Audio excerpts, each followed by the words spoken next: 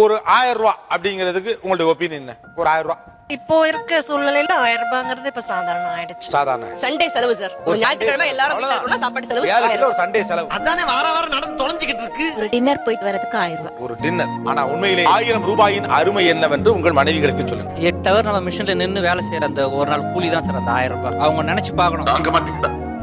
இது என்னன்னு தெரியும், தாங்க மாட்டீங்க. ஒரு மிஷினை வந்து 8 ஹவர் ஓட்டினா அந்த 1000 ரூபாய் ஒரு நாள் கூலியா நம்ம வாங்குறோம். அவங்க அதை நினைச்சு நம்ம ஃபீல் பண்ணி சொன்னா அந்த 1000 ரூபாய் செலவு பண்ணதை யோசிக்க ஆரம்பிச்சோம். டே ஷிஃப்ட் பண்ணோம்னாக்கா 500 ரூபா தராங்கன்னா சார் 1000 ருபீஸுக்காக நைட் எல்லாம் தூங்கின பிறகு ஒர்க் பண்ணுவோம். அந்த 1000 ரூபாய்க்காக நைட்ல ஒர்க் பண்றவங்க அந்த மாதிரி நிறைய பேர் இருக்காங்க. தூக்கத்தை கெடுத்துக்கிட்டு அந்த பக்ரீத்துக்கு போறேன், தீபாவளிக்கு போறேன், பொங்கலுக்கு போறேன், அதுக்கு ஒரு 1000 ரூபாய். அந்த ஒரு 1000 ரூபாய்க்காக குடும்பத்தோட இருக்கிற சந்தோஷத்தை விட்டுட்டு நான் அதுக்காக போறேன். ஒரு 1000 ரூபாய்க்காக.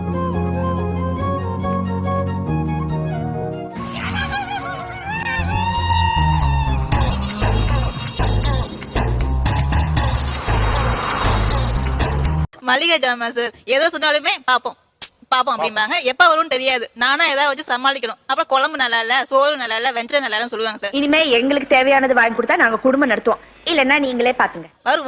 வரும்னாங்க. வரும் லேட்டா வரும். அன்னைக்கு நான் சமாளிக்கணும்ல சார். 4 பன்னிக்குட்டி வாங்கிட்டாயா வச்சு காசை வச்சு தரேன். காசு புடுங்கிறதுக்குள்ள உசுரே போயிருது. போன் உடைஞ்சு டிஸ்பிளே தனியா வருது சார். அவருக்கு வாங்குறப்ப மட்டும் உடனே வாங்கணும் தூங்கவே மாட்டாரு. போன் வந்து அவ்வளோ மோசமா இருக்கு. யாராவது பேசினா உடனே அது ஆஃப் ஆயிடும். ஆதாரம் இருக்கா? ஆதாரம் இல்லாம யாரா வருவாங்களா சித்தப்பா? நம்ம யூஸ் பண்ணிவிட்டு வேண்டாங்கிற போனை கொடுக்குறோம். ரைட், அப்படியே வாங்கினாலும் கூட இருக்கிறதுலே கம்மியானது ஒன்று கொடுங்க. காதுல விழுந்தா போதுங்கிற மாதிரி தான் ஒன்று வாங்குறோம். என்னடா இழிச்சோய பாருங்க. கிச்சா என்ன கொடுத்தாலும் வாங்கிப்பா. நம்ம வெளியில ஃபீல்ட்ல போய் சுத்துறோம், ஃபீல்ட் ஒர்க் பண்றோம். அவங்க வந்து வீட்ல தான் இருக்காங்க. சோ வீட்ல இருக்கவங்களுக்கு அந்த நார்மல் போன் போதுமே அப்படின்றது. இந்த பார், இந்த நொண்டி சாக்கெல்லாம் என்கிட்ட வச்சுக்காத. பேங்க்ல போய் பணம் எல்லாமே நான் தான் சார் போறேன். 2 வீலர் நான் தான் போறேன். ஏதாவது ஒண்ணு ஆயிடுச்சு என்ன சார் பண்ணுவாரு? பேசிட்டு இருக்க போய் போன் ஆகுது. யாருக்கு பேசணும்னே தெரிய மாட்டேங்குது சார். என் மேல நம்பிக்கை இல்லைன்னா நீங்களே இங்க நேர்ல வந்து பாருங்க. நான் படுற அவஸ்தை என்னன்னு உங்களுக்கு தெரியும். சின்ன பிள்ளைங்க இருக்குது. எந்த நேரமும் போன்ல தான் பண்ணா டக்குனு புடுங்கன்னா உடைய தான் செய்யும். பொருள்னு உடைய தான் செய்யும். அப்புறம் வாங்கி கொடுக்காம அப்படியே இருந்தா நான் என்ன செய்ய முடியும்? அவன் சேஃப்டி அவன் பாக்கதானே செய்வான். அதனால கேஸ் ஒரு அடுப்பு மட்டும் ரொம்ப சிம்மில் ஏறிது. இதை கொஞ்சம் கொண்டு போய் சர்வீஸ் கொடுங்க அப்படின்னு சொன்னோம்னா இந்த சண்டே நானே பண்ணி ஒன்னும் இல்ல, லைட்டா ஏதோ அடைச்சிருக்கும். அந்த வேலையும் உனக்கு தெரியுமா? தெரியுமாவா? லோயர்ல இருந்து அப்புறம் வரைக்கும் அலசலத்துல இந்த சண்டே இல்ல, நான் அடுத்த சண்டே ஏதாவது ஒரு சண்டே நானே பண்ணி கொடுத்துருவேன் அப்படின்னு இன்ன வரையும் பண்ணி தரவே இல்லை சார். பிசாசுக்கு பிறந்த பிசாசே. நான் ஒரு பிளான்ல இருந்தேன். நான் இன்னொரு 3 months 4 months போனா புதுசு ஒன்னு வாங்கிடலாம். இல்ல அது ரொம்ப வருஷமா இருக்கு சார். எங்க மாமியார்ல இருந்து யூஸ் பண்ணிட்டு இருக்காங்க. ஏண்டா டேய், நீ எல்லாம் மனுஷனாடா? ஒருத்தன் பீதியாய் ஒடியாது ஒளிறானே, அவனை உடனே வர காட்டி கொடுக்கிறது. வீடு சேஞ்ச் பண்ணி 4 வருஷம் ஆச்சு சார். 4 வருஷமா எங்க வீட்ல காலிங் பெல் ஒர்க் ஆகவே இல்ல. என்னையா சொல்ற? உண்மைதாயா சொல்ற? அவங்களுக்கு அது காதுல விழ மாட்டேன்னா தெரியல. எனக்கு எத்தனை வாட்டி சொல்லியும் பார்த்தாச்சு. நான் என்ன வெச்சுக்கிட்ட வஞ்சனம் பண்றேன் முடியல, புரிஞ்சுக்குங்க. அவங்க வர டைம் தெரியும். இவங்க தான் தட்டாங்க வேணும்னு விட்டுருவேன். அவ்வளவு இரிட்டேட்டிங்கா இருக்கும். ஏய் எலிஜபெத் அடியாய். வரைக்கும் இப்ப இவங்க சொன்ன மாதிரி ஷூ ஸ்டாண்ட் வாங்குறதுல இருந்து இன்வெர்டர் பாக்ஸ்ல இருந்து டிவியை வால் மவுண்ட் பண்றதுல இருந்து வாட்ச்ல பேட்டரி மாட்டுறதுல இருந்து கேஸ் ரிப்பேர்ல இருந்து கிரைண்டர் ரிப்பேர் வரைக்கும் பாத்தீங்க. ஸ்டாப். விட்டா நீ வில்லு பாட்டே பாடுவேன். என்னோட லேப்டாப் ரிப்பேர் ஆகி 3 வருஷம் ஆகுது சார். தேவையை தான் கேக்குறோம். யாரும் அனாவசியமா யாரும் செலவழிக்கிறது கிடையாது. என்ன ரொம்ப தும்ரா அவருக்கு தேவையான அவரோட புக்ஸ்ல இருந்து அவரோட செல்ஃப் அக்சசரிஸ்ல இருந்து எல்லாமே அப் டு டேட். இன்னைக்கு அந்த பொருள் இல்லைன்னா ஆட்டோமேட்டிக்கா மறுநாளே வீட்டுக்கு வந்துருது. அடியே நீ ரொம்ப பேசுற, எனக்கு கோபம் வந்தது. ஆனா இதே வீட்டுக்கு தேவையான பொருளா இருக்கட்டும், ஃபேமிலிக்கு வேண்டிய தேவையான பொருளா இருக்கட்டும், எதுலயும் இன்வால்வ்மெண்ட் கிடையாது. இன்வெஸ்ட்மெண்ட்டும் யோசிக்கிறார். உன்னை கட்டிட்டதுனால என் வாழ்க்கையே பாழா போச்சு. என்னுடைய வருமானம் இதுப்பா, நம்ம இப்படி இருந்தாதான் நம்ம வாழ்க்கை நடத்த முடியும் அப்படிங்கறத நம்ம சொன்னாதான் அந்த பிள்ளைங்களுக்கு தெரியுங்கிறதுக்காக நம்ம சொல்றோம். உங்க கடமை உணர்ச்சிக்கு ஒரு அளவே இல்லையா? அப்ப 1 ரூபாய் கொடுத்தாரு. இப்ப நான் எடுக்கும்போது 10 ரூபாய். குழந்தைங்களுக்கு இப்படியே வளர்த்துட்டா அந்த பணத்துடைய வேல்யூ தெரியாதுன்றதுக்காக, அந்த பணத்துடைய வேல்யூ தெரியணுன்றதுக்காக நம்ம சில சுட்டி காட்டுறோம். எங்க அப்ப 2 தீபாவளிக்கு ஒருக்கா தான் துணிமணி வாங்கி கொடுப்பான். அதுவும் பட்டு பீதாமரம் இல்ல, சந்தையில விக்கிற பீத்த துணி. நான் சுக்காம இருக்காங்க. நம்ம கேக்குற ரீசன் இந்த பழைய கதையை சொல்லி நம்ம என்ன சொல்ல வரமோ அதை வாங்கி கொடுக்க இஷ்டம் இல்லாம அதை மறுக்கிறதுக்கு அவங்க ட்ரை பண்றாங்க. அவங்க கேக்குறதெல்லாம் வாங்கி கொடுத்தா நாங்க மொட்டை அடிச்சுட்டு தான் போனோம். இருக்கும்போது அனுபவிக்கலாம்ல சார். இல்லாதப்ப இருந்தோம். ஓ, அதை இப்படி கூட சொல்லலாமா? 10 வருஷம் கஷ்டப்பட்டு அனுபவிச்சிருவீங்க. திருப்பி பின்னாடி 10 வருஷத்துக்கு அதை யோசிக்கிறதே கிடையாது. அதை யோசிக்கிறதா நம்ம தான் சம்பாதிக்கிற மட்டும் தான் யோசிப்பாங்க. அப்போ இந்த ஆடம்பர வாழ்க்கை உனக்கு வேண்டாமா? வேண்டவே வேண்டாம். நிம்மதியா சுவார் திங்க முடியலப்பா. 10 வருஷம் கஷ்டப்பட்டுட்டீங்க, இன்னும் 10 வருஷம் சந்தோஷமா இருக்கலாம். ஆனா ரொம்ப ஜாலியா இருந்துட்டு திருப்பி பின்னாடி ஏன் கஷ்டப்படுவானே? என்னங்கடா உங்க ஆட்டம்? ஒரு 10 ரூபாய் வந்தா அதை வச்சுட்டு சும்மா இருக்கிறது இல்ல. ஒரு மிதமான நிதானமா போற, வந்த உடனே பறக்க வேண்டியது, இல்ல கீழே விழுந்துக்க வேண்டியது. டேய் எப்போ ஒரே மாதிரி இருங்கடா. வீடு வந்து டி நகர்ல இருக்கு சார்.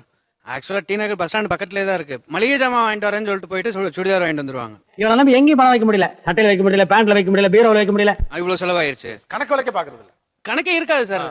ஆனா கடைசி நேரத்துல உட்காந்து நான் உட்காந்து கணக்கு பார்த்துட்டு உட்காந்து இந்த பொண்ணுங்களையே இப்படிதான் நம்ம அமௌண்ட் இருக்கும் இல்லாம இருக்கும் அந்த கடன் வாங்கினாலும் அதை செய்யணும்னு நினைப்பாங்க சார் சொல்லுவோம் வேணாம் நீங்க நல்லா தான் பண்றீங்க ஜெயிக்கிறீங்க ஓகே ஆனா இந்த டைம்ல இது வேணாம்னு சொன்னா அக்செப்ட் பண்ணிக்கவே மாட்டாங்க சார் அதெல்லாம் சொல்லக்கூடாது அதெல்லாம் சொல்லக்கூடாது ஏன் சொல்றடி அதெல்லாம் நீ சொல்லக்கூடாது நான் கரெக்டா தான் பண்ணுவேன் எனக்கு தெரியும் நான் எல்லாம் பண்ணுவேன் பேசாம இரு சொல்லுவாங்க இன்னொருத்தருடைய கருத்தை ஏத்துக்கவே மாட்டாங்க நம்ம சொல்றோம்ன்ற அதை காதலே வாங்கவே மாட்டாங்க அதை முடிச்சுட்டு தான் சார் வந்து நிப்பாங்க என்ன பண்றது எல்லாம் என் தலையெழுத்து.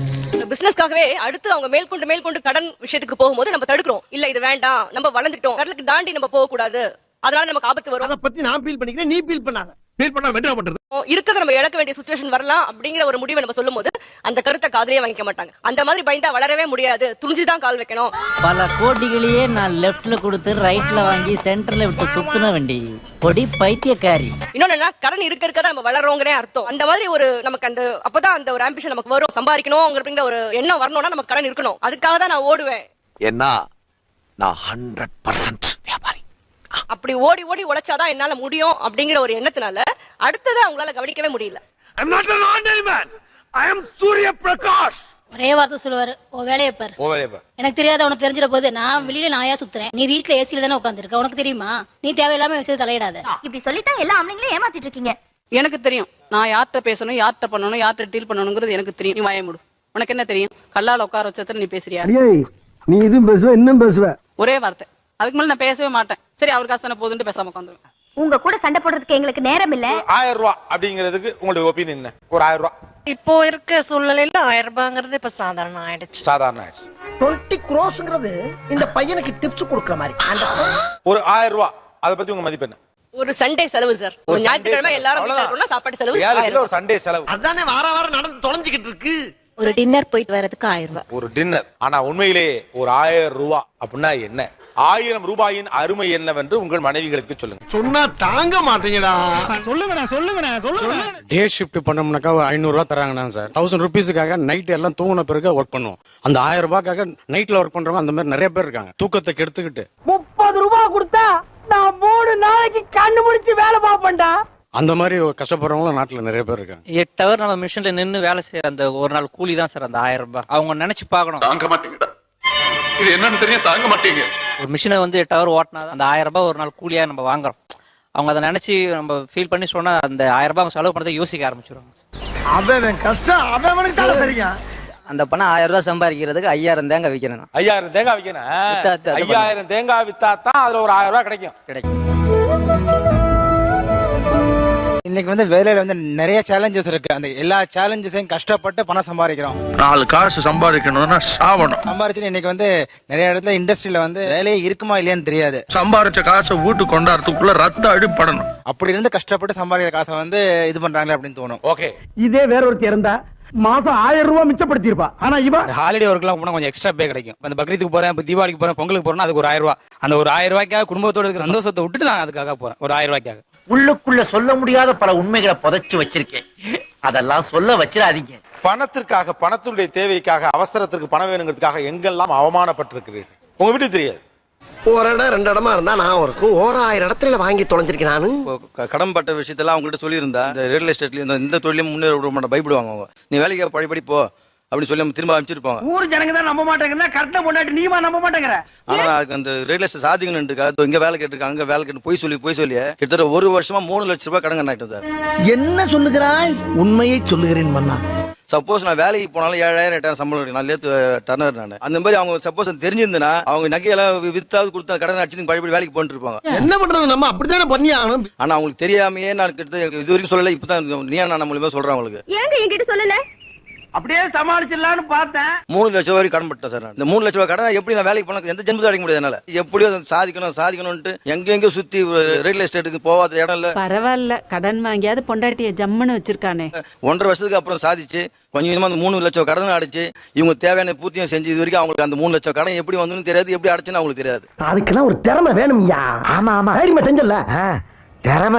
ஆணுக்கு பணம் என்பது அதிகாரம், பெண்ணுக்கு பணம் என்பது வாழ்க்கை. அதனாலதான் ஆண் பணத்தின் வழியாக அதிகாரம் செய்யப்பாரு. நான் கஷ்டப்பட்டு சம்பாதிச்சிருக்கேன், எதிர்காலத்திலேயே நம்ம சந்தோஷமா இருக்கணும்னா செலவு பண்ணாரு. சம்பாதிக்க கூட பெருசு இல்ல, 4 பேர் பேசும்படியா வாழணும். இதை வாழாத, இதை செய்யாத, இதை பண்ணாத, இதை பண்ணக்கூடாது. ஆனா ஒரு பெண் பணம் என்பதை வாழ்க்கையாக பார்க்கிறார். நான் கஷ்டப்பட்டேன், இப்ப மல்லு கட்டி என் மகளுக்கு நான் ட்ரெஸ் வாங்கி கொடுப்பேன். தீபாவளிக்கு 2 Dress வாங்கி கொடுப்பேன், புதுசா எடுத்து கொடுத்திக்குவேன். என் பையன் புருஷனும் நல்ல பணக்காரன் ஆயிட்டா நான் ஊருக்கு காட்டுவேன்.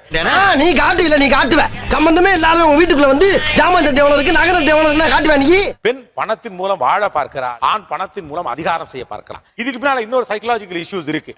எப்படி சொல்ற நீ? என்னன்னா, நாளைக்கு இது ரிவர்ஸ் அடிச்சா பெண்ணுக்கு எழும் கேள்வியை விட ஆணுக்கு கேள்வி அதிகம். ஆண் பயப்படுறதுக்கான முக்கியமான ரீசன் அதான். சந்தோஷமாக வீட்டுக்கு செல்லுங்கள். நன்றி, வணக்கம்.